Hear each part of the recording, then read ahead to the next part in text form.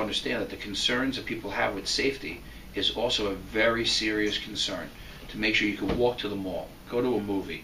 We've all seen what's gone on over in this country in the last 2 months. So people don't also know that they serve two different functions. County police supports some of the local departments. You said SWAT, search and rescue, that were used yesterday. And up in R-Mahwah. Up in R-Mahwah, where you live. They've been used in some other functions throughout the year. I think they've been used more this year than they have in past years. They patrol some of the highways that some of the local towns that don't feel comfortable going on the highway, and that very capable SWAT team, probably one of the most capable SWAT teams in all of New Jersey, and the K-9 team. Sheriff's Department's a very capable Sheriff's Department with the jail, BCI, a very capable BCI. It's a very question of how you're going to get them to come together, like you said, with the pay scale. How does that come together? What are some of the challenges? You said that's a good question. How does that come together? What are some of the challenges that they've met between Chief Higgins, the chief of the police department, and also director of public safety, and an elected sheriff, Michael Sortino? What are some of the challenges that have to come together for that to be accomplished, if it is at all? I think there's a lot of things that have to come together. I think the first thing that has to come together is them.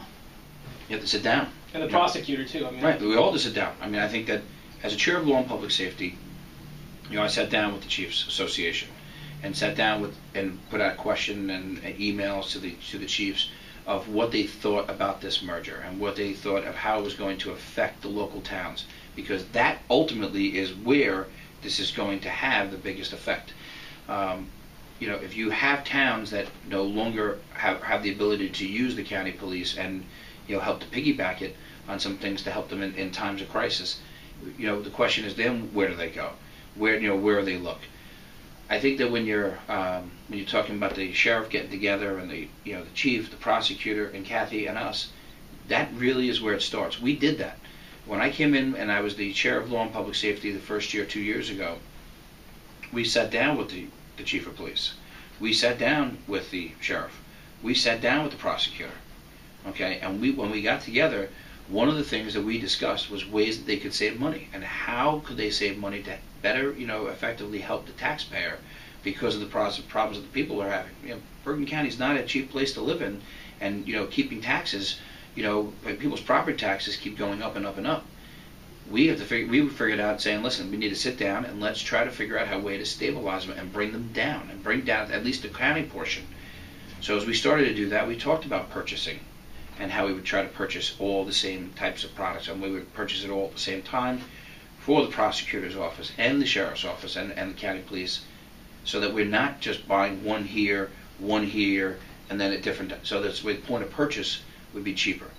We also talked about IT, that instead of having different systems, so that the prosecutor had one system, the county police had another, and the sheriffs have another, that if we go in and if we have those systems that are equal, where they're all working together and are on the same, that they could share, you could save money that way too, because you're not necessarily having to, have three different, types of, programs that are out there.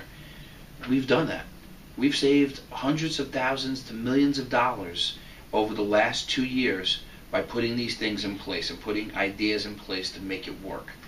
I think that's what we need to go first. I think that that's what has to happen first. I think you have to be looking at the process of going through and let's take a look at where we can save and what we can save. Essex County, as everyone keeps talking about Essex County. Essex County is, the last worker, the last person who came over from the county police. That just happened this year, over 10 years later. So it wasn't done at a dissolve, and it wasn't done through a straight broad stroke. And I think that's the mistake that we're making. We can't do anything in this budget cycle anyhow. The budget is done for this year, all right. And at that point, we should be making the plans towards the next year's budget cycle to figure out ways to save money. I am not against consolidation in any sense of the word. All right, if that's a way to save money, that's great. But right now, no one has shown us there's a way to save money. You're going to bring people over, they're going to go on to pension rolls, which now we're going to have to pay out of pensions. You're going to have another person on medical. You're going to have to change the uniforms over and cars and everything else.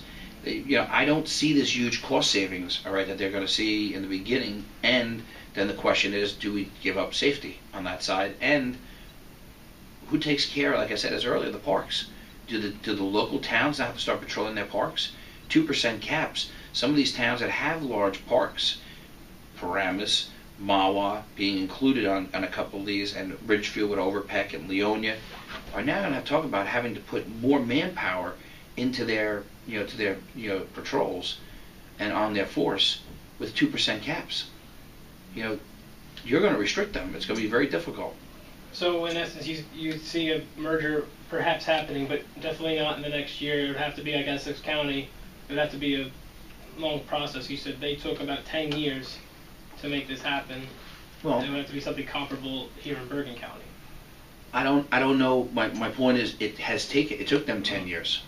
It may do the same thing here, because one of the things that's been talked about is that the sheriff has said that no one's going to lose a job. Well, if no one's going to lose a job, it's got to be done through attrition. And attrition means that as people come over, if they don't retire until they retire, you're not going to either not replace the position, or if you do have to replace that position based on whatever the position is of need, it's going to be when they get through and retire, which means it could be the 10 years to go through by the time you actually bring everyone over where you fully see this. So when I hear $17 million, I hear $10 million, I hear $2 million, I hear what. It's a hitter. It's a moving object right now, a moving target, and I think that there's ways that we can get efficiencies within those departments now that I don't have to wait 10 years for.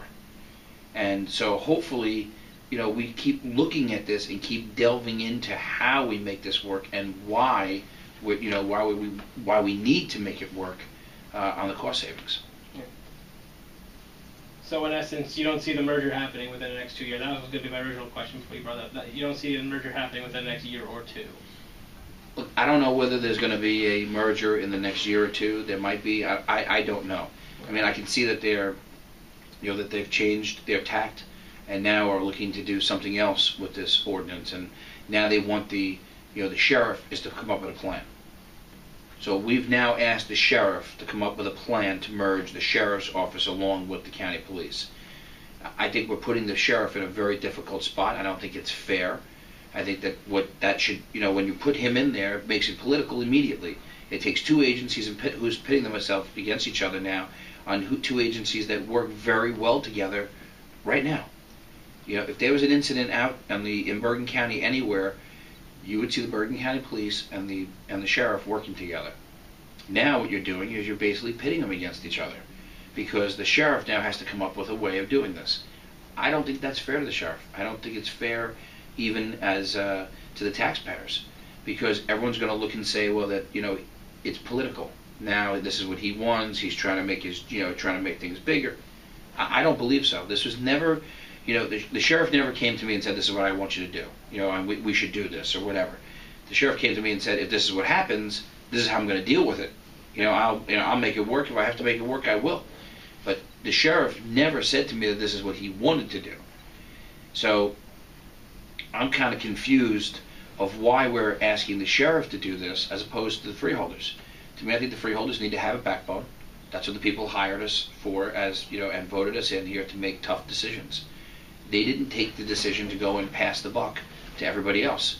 When I take a look at what goes on down in D.C., that's what happens. Everything is passed around, everything is passed off. You name it. Every issue is just keep going and get rid of it. Just not on my desk. It should be done. We should do this ourselves. Now, you said pass the buck, and you said the buck stops with me. You want to take the initiative. You want to keep your job, and talk a little bit about the political aspect of that. You're running not with John Driscoll, your original running mate. He wants to move on and try to go to Trenton next year, like he tried last year. You're running instead with the former River Edge Mayor, Peg Watkins. Mm-hmm. You're running next Steve Tonelli and Tracy Zer. And if I have this right, they're trying to sort of expose some sort of supposed infighting between